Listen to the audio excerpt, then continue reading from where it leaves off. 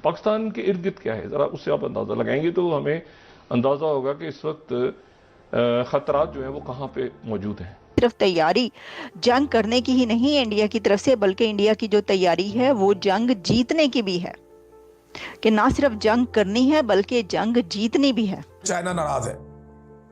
आज इन पॉलिसीज की वजह से अफगानिस्तान से आपकी लड़ाई चल रही है। आज इन पॉलिसीज की वजह से पाकिस्तान का पानी और कश्मीरी भी आपसे नाराज है। प्रेसिडेंट ट्रम्प साहब ने जो है वो सोशल ट्रूथ पे मैसेज डाला है, ट्रू सोशल पे, if Iran shots and violently kill peaceful protesters, अच्छा, which is their custom, the United States of America will come into their rescue. We are locked and loaded. गोला आके एक गिरेगा और एक इधर से बम गिरेगा और पता चलेगा कि ऑपरेशन सिंदूर दोबारा से स्टार्ट हो चुका है। यमन में नया मुल्क आजादी का ऐलान कर दिया गया है, जबकि सऊदी अरब जो है उसने साफ इनकार किया है। सऊदी अरब ने लड़ने का फैसला कर लिया है। मुत्तहिदा अरब अमारात से जो तनाजा था वो अब एक बराह रास्त और एक फुल फ्लेज वॉर के अंदर कन्वर्ट हो चुका है। डोनाल्ड ट्रंप ईरान को धमकी दे रहे हैं कि जो मुजाहिरे हो रहे हैं उन्हें होने दो, रोकने की कोशिश ना करो, मुजाहिरीन पर तशद्दुद किया तो असलहा लेकर तैयार बैठे, हमला करेंगे। ये ट्रंप की लास्ट वार्निंग है। एक हौलनाक जंग पाकिस्तान के दरवाजे पे है। अब क्या होगा? प्रेसिडेंट ट्रम्प कैसे रेस्क्यू के लिए आएंगे मुजाहिरीन के? क्या हेलीकॉप्टर उतरेंगे? क्या जहाज उतरेंगे? अच्छा, उसके बाद हुआ ये कि एक और बात ये हुई कि डॉक्टर जयशंकर ने शेक हैंड करने के बाद पाकिस्तान को बैड नेबर भी कह दिया। ये तो अफगानिस्तान भी कहता है और ये तो ईरान भी कहता है। नमस्ते दोस्तों, जय हिंद। हिंदुस्तान स्पेशल में आपका स्वागत है। दोस्तों, ईरान इन दिनों आर्थिक बदहाली के खिलाफ भड़के प्रदर्शनों से जूझ रहा है। इन प्रदर्शनों को दबाने के लिए बल प्रयोग किया जा रहा है। इसमें अब तक कई लोगों की जान जा चुकी है।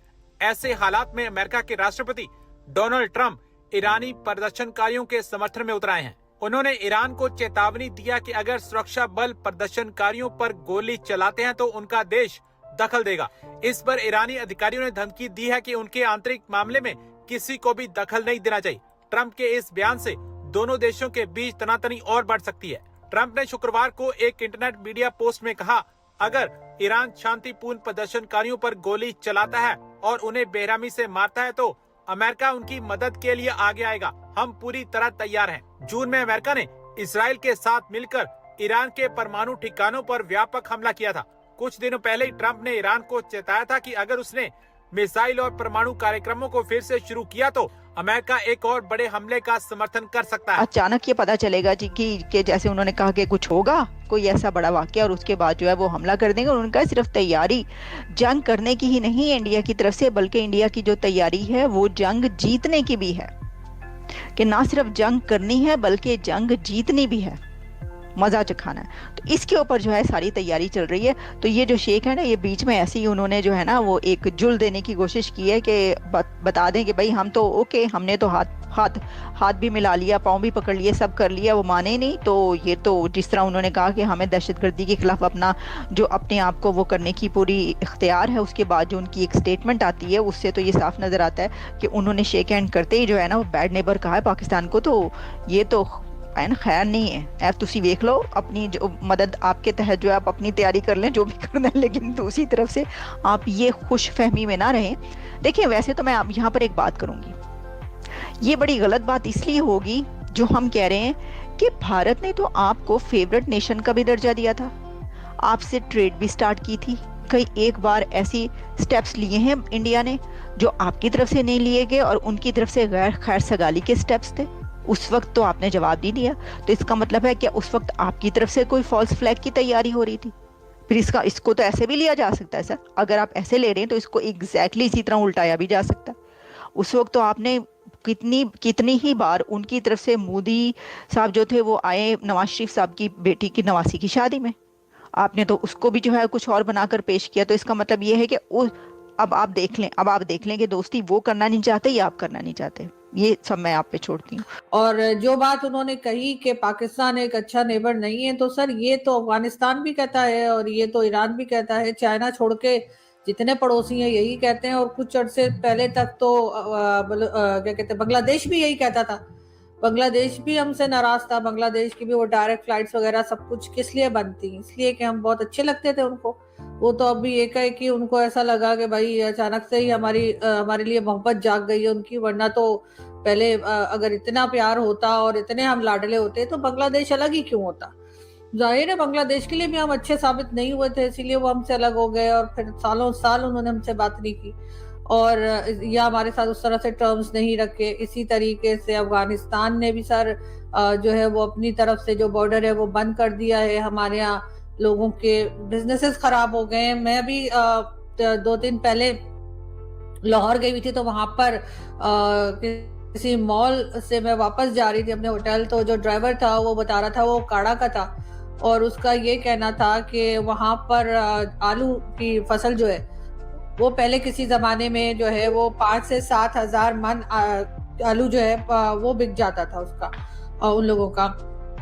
और अब जो क्योंकि अफगानिस्तान की बॉर्डर बंद है तो कह रहे कोई 700 में लेने को तैयार नहीं है, तो लोगों के तो जाहिर है बिजनेसेस भी खराब हो रहे हैं और उसकी वजह यही है कि कोई पड़ोसी कंट्री जो है हमारे साथ ताल्लुकात रखने को या हमसे बात करने को या हमें हमारे साथ चलने को तैयार नहीं है।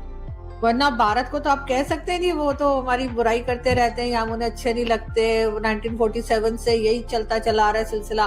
तो सर बाकी सबको क्या हुआ चाइना छोड़ के? वैसे तो बेचारे शी जिनपिंग भी चुप बैठे, उनकी तो खुद समझ में नहीं आ रहा। हमने उनके इतने डॉलर ले लिए हैं कि अब बेचारे कुछ हाँ करने और ना करने के काबिल ही नहीं छोड़ा हमने, और CPC भी कंप्लीट नहीं किया।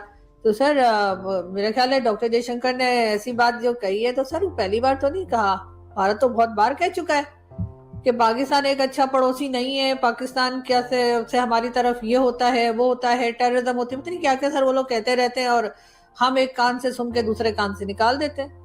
तो अगर हमने अपना एक कान से सुन के दूसरे कान से ना निकाला होता और उस बात को सुन लिया होता तो शायद बहुत सर हालात बदल सकते थे अगर हमने बदलने की कोशिश की होती।